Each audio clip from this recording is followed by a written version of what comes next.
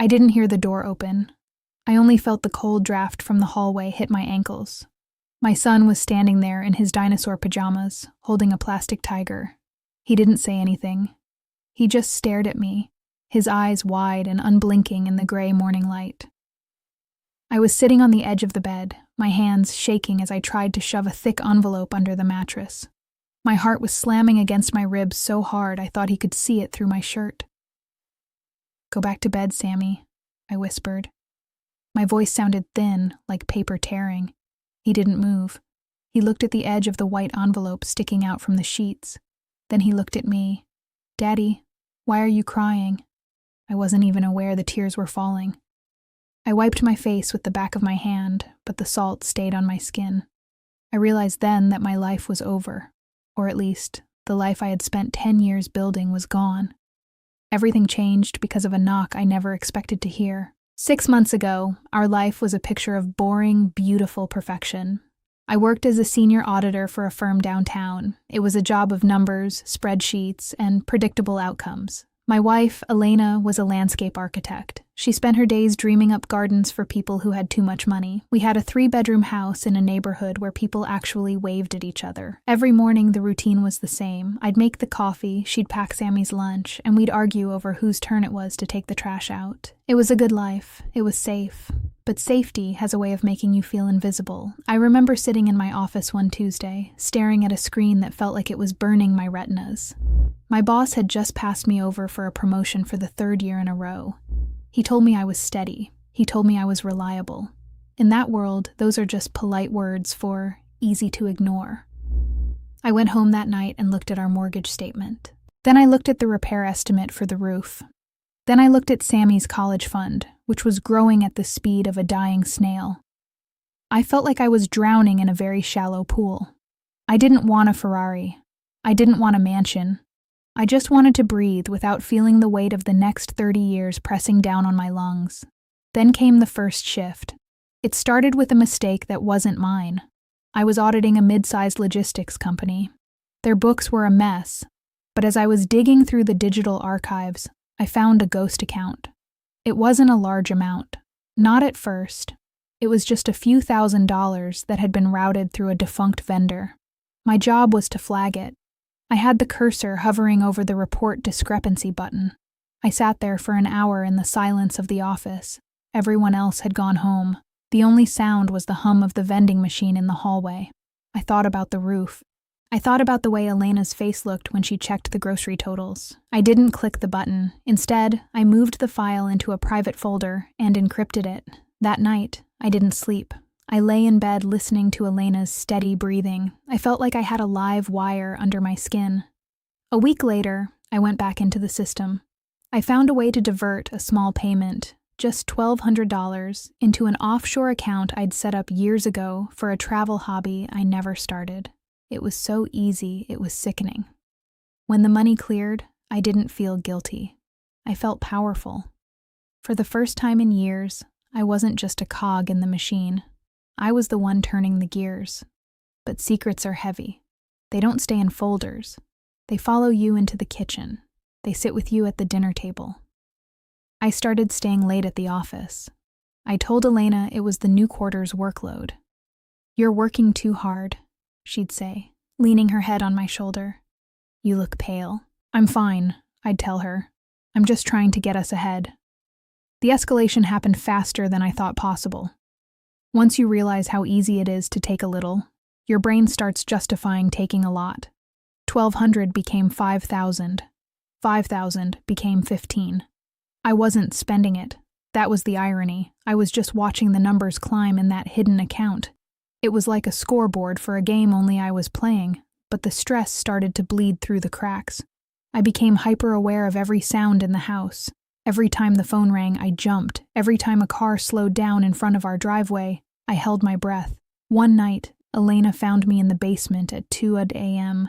I was staring at a printed ledger I'd forgotten to shred. "What are you doing down here?" she asked. Her voice was thick with sleep, but her eyes were sharp. "Just checking some personal taxes," I said, flipping the paper over. My heart was a drum in my ears. She walked over and put her hand on my neck. "You're burning up, Mark. You're going to give yourself a stroke. I snapped at her. I told her to leave me alone and go back to bed. The look of hurt on her face was a physical blow. I watched her walk away, her shoulders slumped, and I hated myself. But the hate wasn't as strong as the fear of being caught.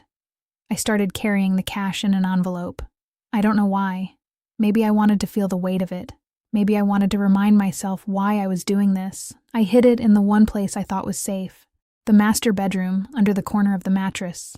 The point of no return came on a Friday. My firm announced a surprise internal audit of our own department. I felt the blood drain from my head. I knew my digital tracks were good, but they weren't perfect.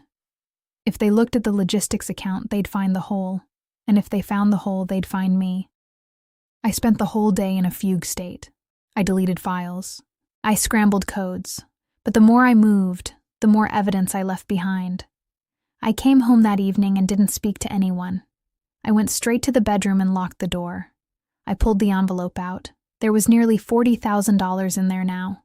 It felt like lead in my hands. I realized I couldn't keep it in the house. I had to move it. I had to hide it somewhere else, or maybe I just had to burn it.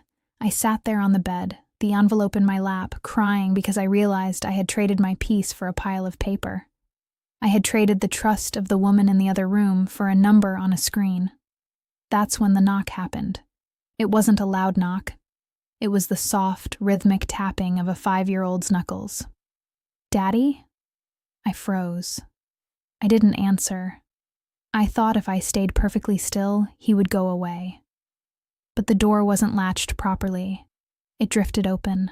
The gray morning light spilled in. Sammy stood there. He saw the money. He saw the tears. He saw the man I had become. The fallout was quiet at first. I didn't get arrested that day. I didn't even get caught by the firm. But the moment Sammy asked me why I was crying, something in me snapped. The adrenaline died, and the reality set in. I sat him down on the bed and told him I was just stressed about work. He didn't believe me. Kids have a way of seeing through the lies we tell ourselves. He reached out and patted my hand with his plastic tiger. "It's okay, Daddy. You can have my piggy bank if you're sad." That sentence broke me. I waited until he went back to his room. Then I walked into the kitchen where Elena was making breakfast. The smell of bacon made me want to vomit. I put the envelope on the kitchen table. "What's this?" she asked, wiping her hands on her apron. I couldn't look her in the eye. I told her everything. I told her about the logistics company, the offshore account, the lies, and the fear. The silence that followed was the loudest thing I've ever heard. She didn't scream. She didn't throw anything. She just sat down and stared at the envelope like it was a poisonous snake. "Is this who you are?" she finally asked. Her voice was a whisper. "I don't know," I said. I honestly didn't know anymore. The consequences were swift. She made me call a lawyer that morning. She made me contact the firm before they contacted me. Because I turned myself in and returned every cent, I avoided prison, but I lost the career, I lost the reputation, I lost the house. We moved into a cramped 2-bedroom apartment on the edge of town. I work in a warehouse now, moving boxes instead of numbers. My back hurts every night, and the pay is a fraction of what I used to make. Elena stayed, but the bridge between us is scorched. We speak, we eat together, we parent Sammy. But the intimacy, the easy, unthinking trust, is gone. She looks at me sometimes, and I can see her checking for the stranger she discovered that morning. I spend a lot of time thinking about that knock. I think about what would have happened if Sammy hadn't opened the door. I probably would have kept going.